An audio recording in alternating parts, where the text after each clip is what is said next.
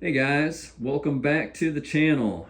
In honor of the Ghostbusters Frozen Empire movie, I thought I'd go over my Ghostbusters section that I've got going down to my man cave slash home theater room.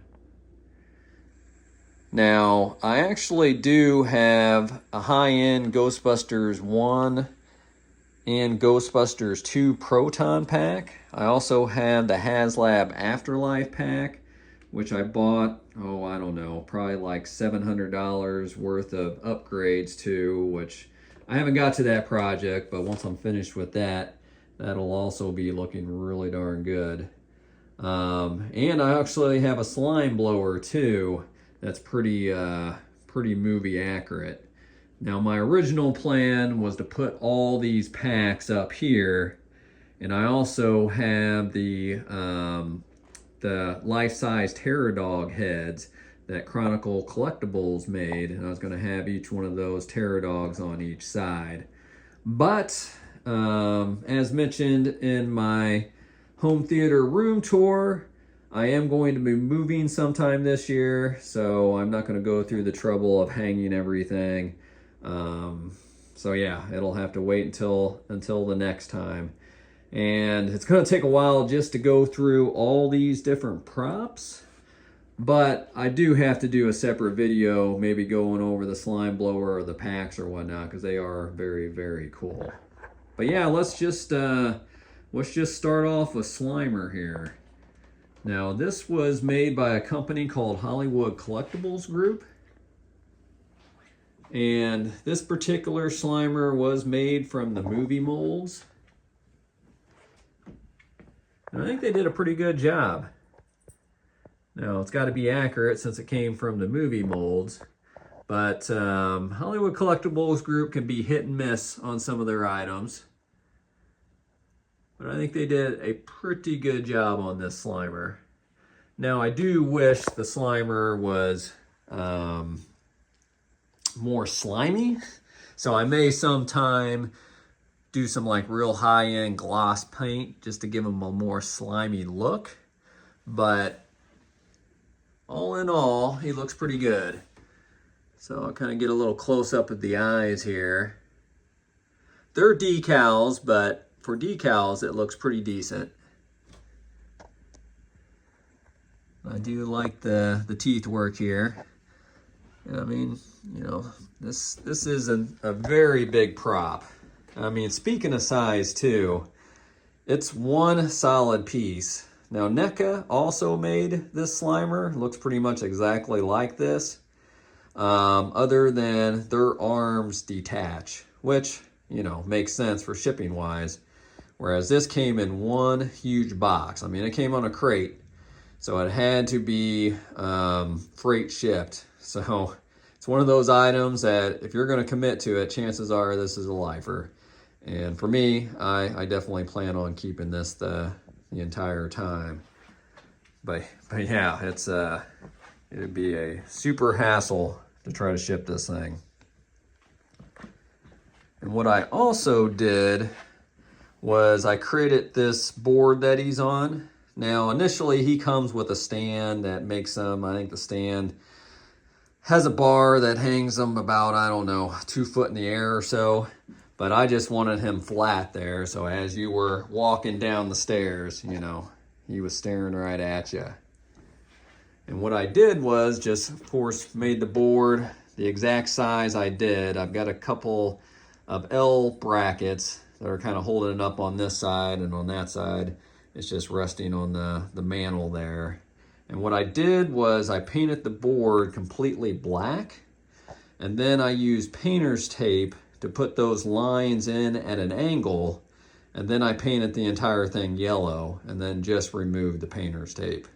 So I did that with that board there, and I also did it with that board there, and it just gives it that Ghostbusters theme, I think. And then I went ahead and I added in kind of a fully loaded fake hot dog in his hand, because we all know Slimer loves to eat. And then some home theater popcorn.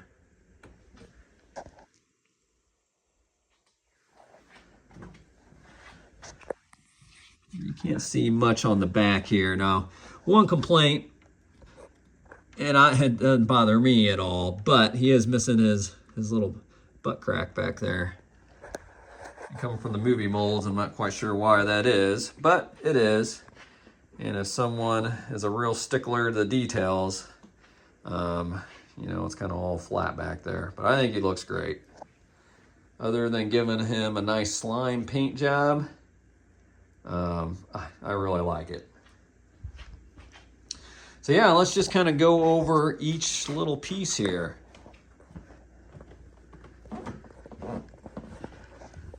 So this first piece here, if you remember, this came from Ghostbusters 2.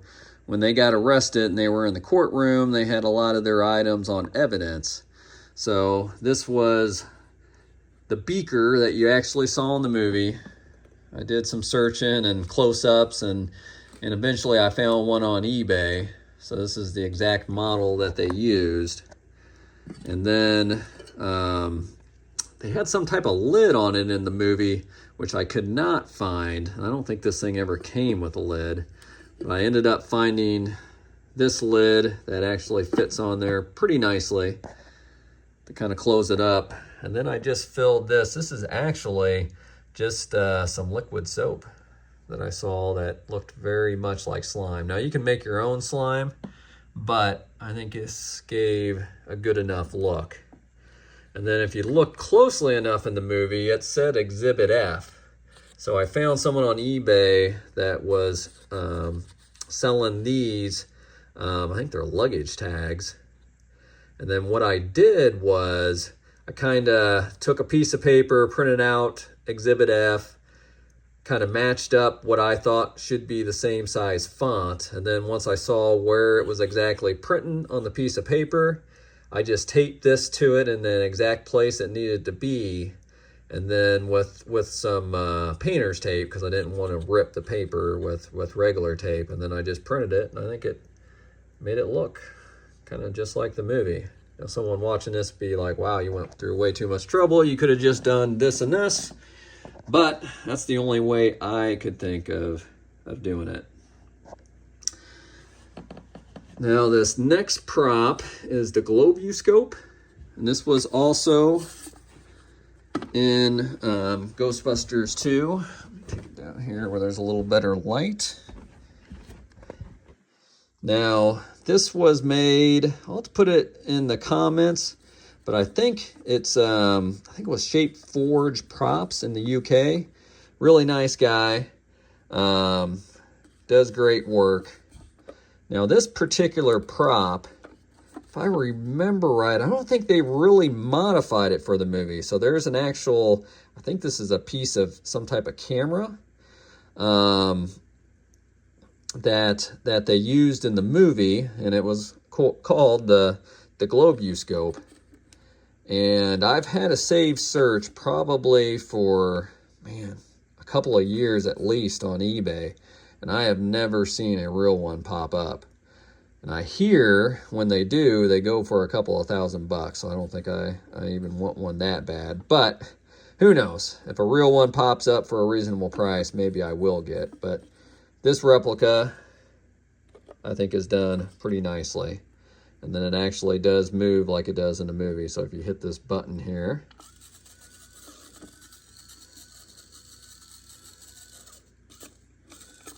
so yeah, pretty nice.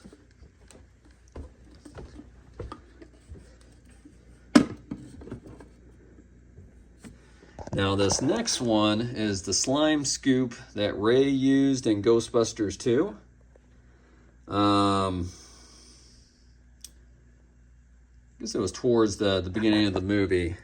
Now it was made by the same person that made the Globuscope, and actually he made that. He made this sniffer, and he made these Afterlife goggles. And this one's electronic. Let me kind of turn it off first. So this is kind of the main power button. You see it lights up this light and it lights up this light. This controls this here.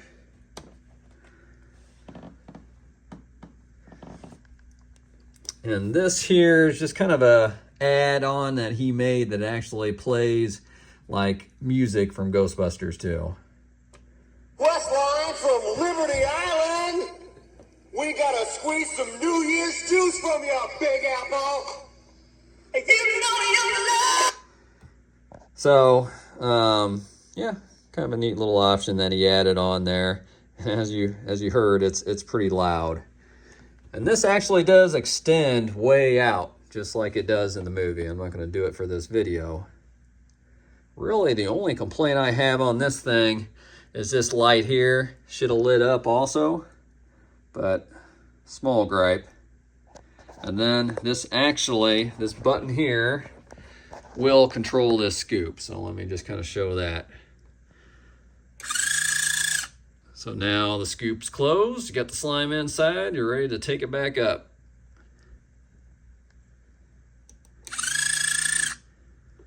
Opens it back up. So yeah, very neat. Now this next one, if you remember, this is from Ghostbusters 1. So in the firehouse, when they finally got the call, we got one. She slaps it down, so that's the actual button. Now, it'd be pretty cool if you wired this to an actual, the actual alarm that goes off, like you see in the movie, the bell. I don't know, maybe someday I'll find a replica bell and do that wiring. But for now, it's kind of neat just having that little prop.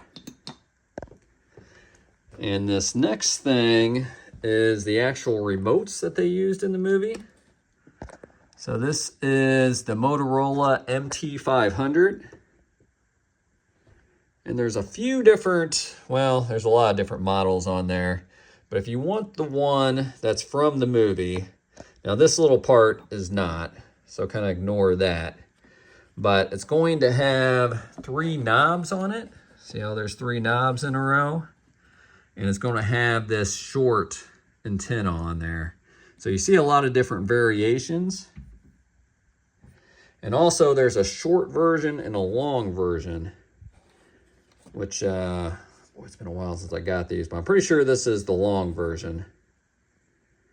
And then the actual Motorola cases that they used in the movie, very hard to find. Luckily, I found a couple that the guy sold me almost in new condition. I mean, you hardly ever see them where they're even usable anymore. So I was very lucky to get a few of those. But the insides of this is gutted. There's a guy on gbfans.com that every once in a while will sell these. And what he does is he puts his own electronics in there. And just by the way, if you're a big Ghostbusters fan, highly recommend gbfans.com. Lots of good detail out there. And the Ghostbusters community themselves, I mean, I would say they're probably got the most makers out of all. I mean, probably Star Wars is bigger, but as far as like the percentage of people that like to tinker and make things, you definitely see that in the GB fans community. So let me just go ahead and turn this on.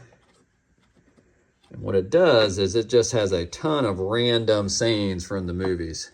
Nice shooting, Tex. We're breaking through. See some light. I'm in some kind of a chamber. Does tile work? Slime! It's a river of slime! There's gotta be 25,000 gallons of it. It's flowing through here like a river.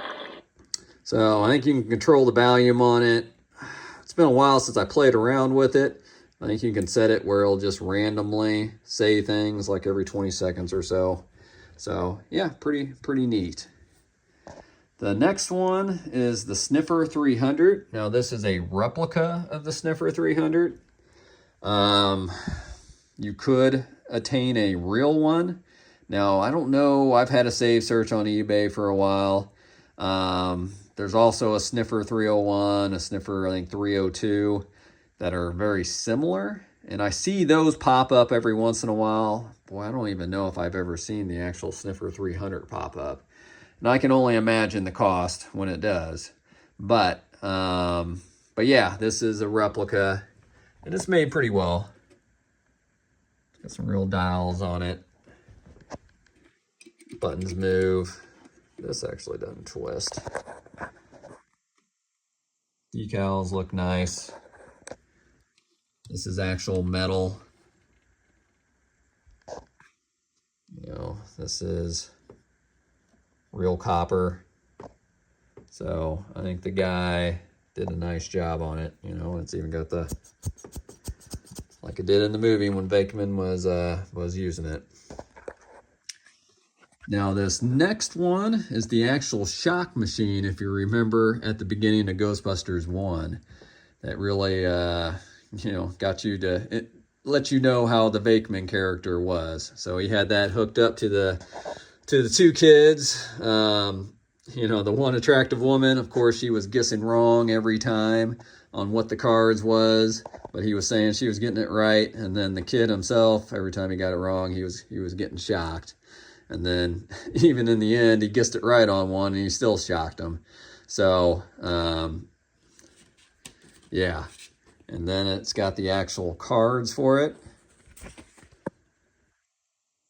So, great scene. Definitely let you know the type of guy Bakeman was.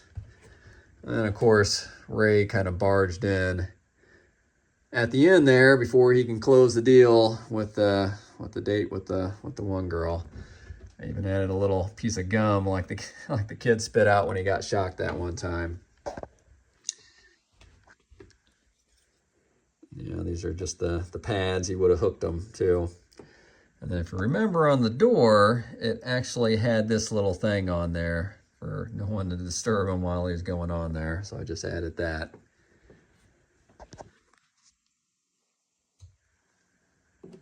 And this prop is also from Ghostbusters 2, the Cud Meter. And it's an actual real Radio Shack. I don't know, Micronata, I don't even know how you pronounce that, 3001. But this is what they used in the movie. It's a metal detector. They just kind of cut it on the end and then put these utensils on there.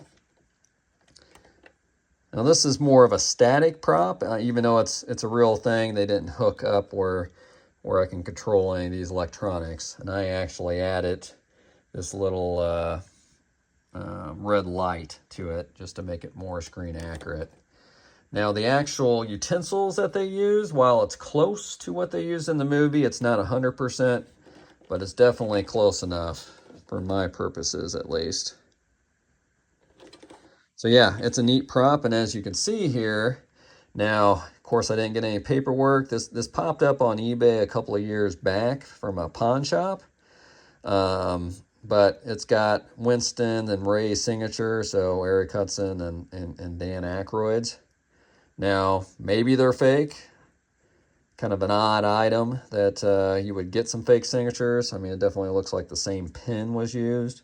So my guess is they were at some type of convention, and whoever originally owned it had it signed. So, I mean, I hope it's real, but maybe it's not. All in all, I'm not really an autograph collector, but it is kind of neat to have those autographs on there. And the next thing here is the Giga Meter.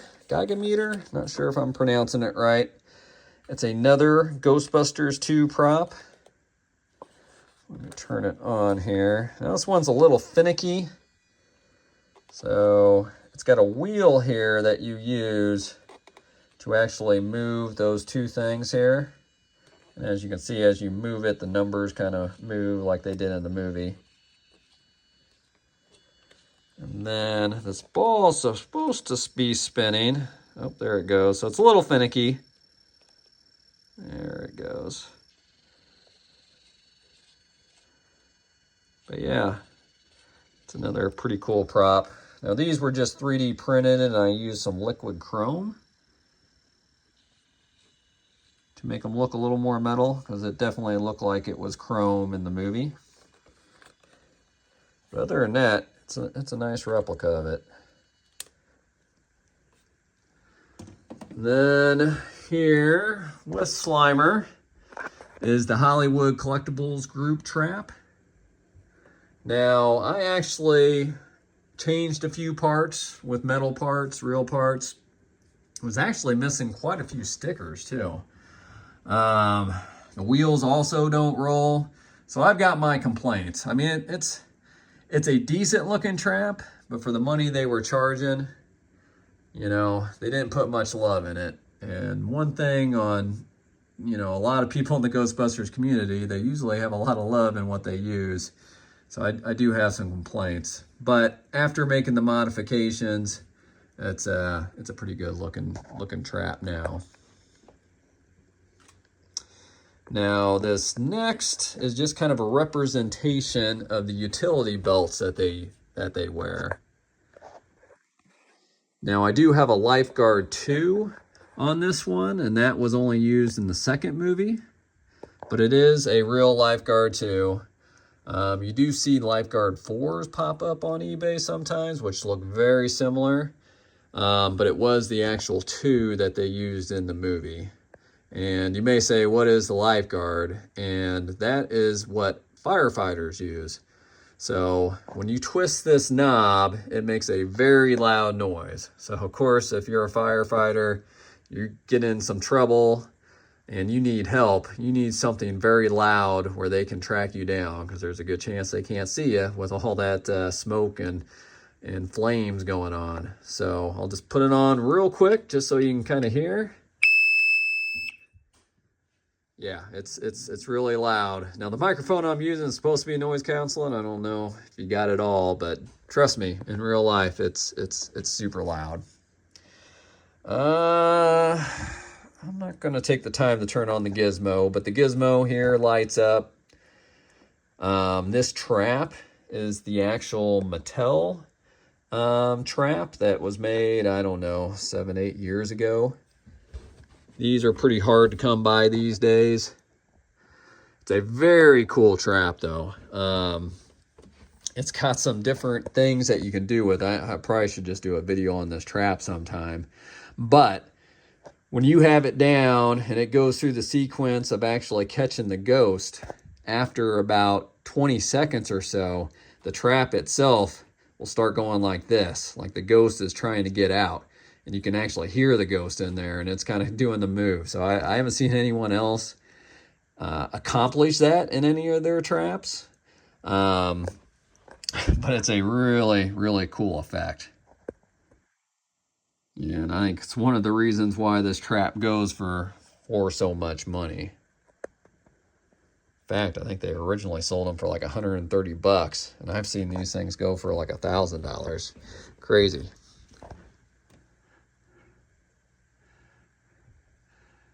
And this one's been heavily, heavily weathered. Some parts kind of got switched out too for some real metal parts, but it's pretty neat. And this is the hose that you saw. And this is the PKE meter. Let me turn it on here. So this also was made by Mattel. Who made this trap. It's also very cool. So that's where you turn it on.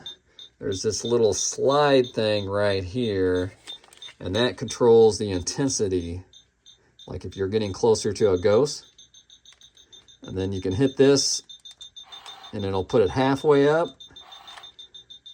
or you can hit this and it'll go all the way up. Yeah, you definitely got to go. So that's pretty much the way it worked in the movie.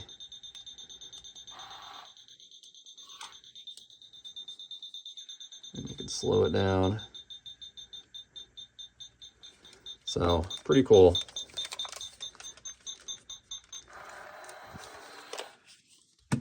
And then I've just got another walkie-talkie there. And then if you remember, this is the hat that the Keymaster had when Egon was checking him out to see if he was possessed. So yeah, it's pretty cool, and it's actual real colander. Someone on Etsy pretty much replicated exactly how it looked. So I made this. I still got a little work to do with it, but it's pretty neat. And here we've got the Hollywood Collectible Group's goggles. Little less complaints on this one. I really didn't have to do much on them. I think they look pretty decent. And these little guys here, they came from the Afterlife. Now, when you bought the HasLab Afterlife Proton Pack, they came with the burnt ones. So there's 4 different ones. And then separately, you can buy the non-burned ones. And it's the, they're the same thing, other than, you know, they're not burnt colored. So you just got the special burnt ones with the Afterlife pack. And then here is the actual helmet that Ray was using. I definitely need to weather it, but the guy that made it, I think this light is the actual light that they did use in the movie. Not so bright. I think it takes 4 double Ds too. That's the way it was back in those days. But yeah, I definitely need to weather that. And then we've got the Afterlife goggles, which if you remember in the Afterlife, it was able to take a picture and then kind of shot out the side like a Polaroid. Now, if anyone ever does that, I'll definitely be tempted to buy. But for now, it's kind of nice to have a, you know, a different version that you saw in that movie. And then, yeah, we got the death whistle here. Very well done. In fact, I think Adam Savage made it for the Afterlife movie. He didn't make this particular one, but for the actual movie, that was a prop that he made. If you never checked out Adam Savage, the guy from Mythbusters, he's got a great YouTube channel. And then I've got an Afterlife poster box here. Well, a poster box that I put the Afterlife. Now, the Ghostbusters 1 and the Ghostbusters 2 posters, very plain, not high res at all. Whereas this Afterlife has nice colors to it, is nice high res, so that's kind of why I went with it. And it gives a nice representation of the Ecto-1. Now, I would love to build a ghost trap sometime, like a storage unit. And I thought that would look perfect here. So, I mean, I'm moving, so in the new place, hopefully I can incorporate that in sometime. And then, yeah, I just got some more Ghostbuster signs and what the Ecto-1 and plates look like in the first 2 movies here. So, yeah, if you guys stuck with me this long, I'm surprised it took me this long to go through it, but thanks for sticking around. Got any questions, comments, just put it below. Love reading your guys' comments. So just let me know, and if you need any more details on any of these items. And then, yeah, sometime I definitely need to do something on my packs. Maybe show off those Pterodog heads too. But until next time, guys.